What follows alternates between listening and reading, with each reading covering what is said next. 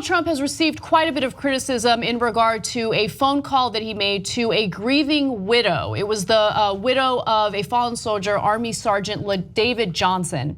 And he was accused of telling Maisha, his wife, that he knew what he signed up for. And so it's interesting to see those on the right lining up to defend Trump and essentially telling the grieving widow that she should just be happy that the president made the time to call her in the first place. So let's start off with Brian Kilmeade. Here's what he had to say about that phone call and also about the criticism that Trump is receiving from Representative Frederica Wilson. Take a look. Listen, this is one representative's opinion about what she thought the tone was and how it was being portrayed, the president to the slain soldier's family. Do you really think? Mean, who are you to sit there and say, I am offended by the way the president's tone to this family? If this family wants to speak out, I get it. But for her to scramble and call CNN into this, make herself this major event is to me is totally inappropriate. So now everyone, when you go to a wake, when you go to a funeral, you're going to be graded on how the proper mourning. So just to be clear, Representative Wilson is not the only individual who spoke out against that call, criticized that call in a negative fashion. Johnson's mother also spoke out about it, telling the Washington Post that President Trump did disrespect my son and my daughter and also me and my husband. And so other family members who experienced that call are also speaking out and talking to the press. So it is not just Representative Wilson who's sharing her perspective. It's not just one person. So that's happening. And so that is Kilmeade's commentary. Let's hear from another Fox News person. My response to this was the president of the United States of America called to say thank you for your service. I'm sorry for your sacrifice. That in and of itself is extremely special that the president of the United States picked up the phone to call these families. Well, the president is not required to call all of the families. It's just extra special and very nice when they do. So she's right that the president's not required to call the family members, but presidents typically do that because that's the decent thing to do as commander-in-chief. But also, what she doesn't realize is if a woman is grieving the loss of her husband, getting a call from the president where he says he knew what he signed up for is not extra special. Okay, I would rather not get that phone call. I would rather not get a call from Trump and not hear those words because that is not something that would comfort me as I'm grieving. And she knows that she feels the same way too. So these are the same folks, by the way, who yesterday were defending Trump when he said Obama and Bush and other presidents wouldn't make the calls. And they're like, yeah, isn't that outrageous that those presidents wouldn't make those calls? Today they flip around and go, the president doesn't have to call. If it's our president, if it's the guy we like and suck up to, you're lucky he called. Why would presidents don't have to do this?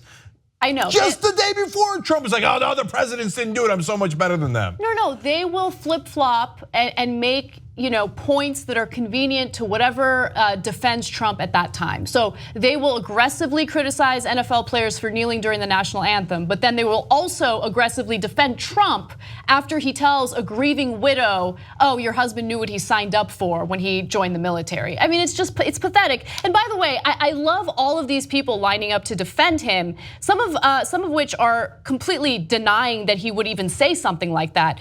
In fact, Bill O'Reilly tweeted, no proof needed for the media, which immediately reported the congressman's allegations as truth.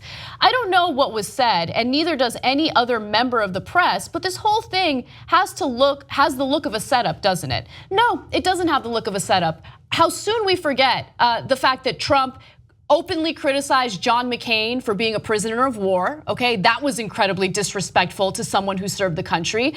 Remember Kaiser Khan and the fact that he lost his son as he was serving in our military. What do you think Trump did in regard to that family because they had the audacity to speak out during the DNC? He criticized that family, okay, because it's a Muslim family that had the audacity to ask Trump to read the Constitution, and then it's this ongoing thing with Trump. If he doesn't like you, it doesn't matter what you've done, doesn't matter how you've served the country, he will criticize you, whether you are a member of the military or not. So no, this is not surprising, and I would absolutely expect this kind of behavior from him.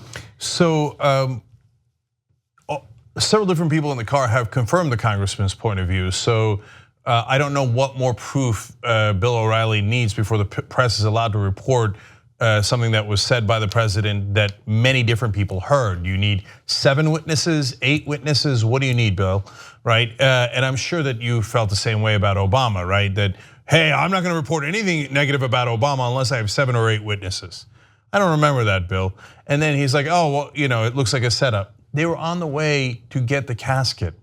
His casket was arriving. That's why the congresswoman was with them, and that's why you had military guys in the car, and you had their family members in the car when the president called. But of course, Bill O'Reilly didn't bother to do any research on that. One last one is Laura Ingraham. She's the one that actually got my blood boiling the most. Let's watch her. I'd love to put Frederica Wilson on the stand, and I would impeach her credibility in about 30 seconds. She is a virulent Trump hater and a Tea Party hater and a conservative hater. She has every right. She doesn't agree with President Trump, that's fine. But don't hold her out as some paragon of credibility. Absolutely makes me sick. How many of you give much credibility to the woman who walks around with a rhinestone cowboy hat that looks like it came from Dolly Parton's, costume closet? No, she wears like a green one, and she's trying to play Maxine Waters for the. She's a combo of Maxine Waters and Sheila Jackson Lee. She's very. I mean, I'm all for colorful dressing, but you just like you came. It looked like you came out of a carnival. This woman's a nutbag. Okay, look, you can go on and on about how she shouldn't comment about the congresswoman's looks that way. I'm used to that. I'll tell you the thing that angered me more is the whole thing about, oh, she's a conservative hater, and hence she has no credibility. So Laura Ingraham saying that, I get it. She's prosecuting her case. But a lot of times that works in the media, and they're like, oh yeah, that's a good point. She's a Trump hater, conservative hater, so she has no credibility. Wait a minute, how about you, Laura Ingraham? You're a liberal hater. You are an Obama hater.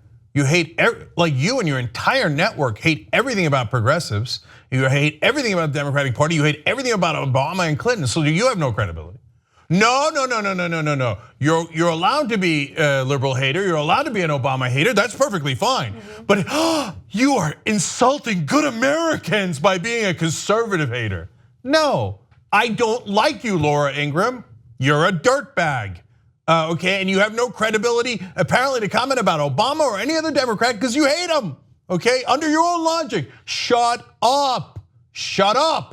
But you're not going to. No, you use this double standard, and a lot of the media, unfortunately, goes along. Oh yeah, that's a good point. Yeah, no, the people who don't like conservatives, well, that's real Americans. They lack credibility. But if you don't like liberals, that's okay. That's fine. Bash them all you want. No, we're not playing that game anymore. I want to play a game. You guys want to play a game? Yo, let's have fun. Let's play a game in regard to whether or not someone is credible based on their dress. Based on Laura Ingraham's logic, if you partake in colorful dress that's a little too colorful for her taste, you lose credibility. Well, there are other offenders on the right that I'd like to point out, particularly this individual. Let's take a look. Oh, that appears to be colorful dress. I would like to impeach her credibility right here, right now.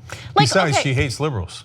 Yep, exactly. Well, she's an Obama hater. She has no credibility. Okay, so here's the thing. I absolutely detest tearing people apart based on the way they look or the way that they dress. Unless you're Alex Jones, then you deserve it. But in this case, I mean, really, that was your like credible talking point in regard to Representative Wilson, that she wears a cowboy hat that you don't like? That's what helps you determine someone's credibility. Laura Ingraham's pathetic. You're pathetic. And what's even more pathetic is that she's another individual who is, on the right, who has no spine and doesn't have the balls to stand up to someone like Trump because, Trump might do some favors for her. There was some talk about her serving in Trump's White House. And so, yeah, of course she loves Trump, even though he has gone against some of the things that she's preached about in the past. Laura Ingraham is a joke, okay? And she's a hateful, disgusting individual. And the fact that she's attacking someone based on a rhinestone cowboy hat shows that she is not a person of substance, and she doesn't have a single decent argument in this. What I'm done with is the hypocrisy. When some people pointed out, they made comments about Kellyanne Conway's dress. By the way, it was overwhelmingly not most progressives. They said, hey, don't do that. We didn't want people talking about Hillary Clinton's dresses. You shouldn't talk about Kellyanne Conway's dresses, etc. But it doesn't matter who did it. If it was a person on the internet, social media, it doesn't matter. The Laura Ingraham crowd were like, how dare you? You see how sexist liberals are commenting on the dress of Kellyanne Conway. That's why I brought that up. That's exactly why I brought it up, because there is that double standard. And here's the thing, the reason why that double standard exists is because Democrats, those on the left, get shamed real easily, right? As soon as something happens, I'm sorry, they apologize immediately. Republicans don't do that. Those on the right don't do that. They go ahead and they criticize people in the most childish, juvenile ways, and then they stand by it. They never apologize for it. If you like this video, you'll love the whole TYT network. Check it out at tytnetwork.com/join.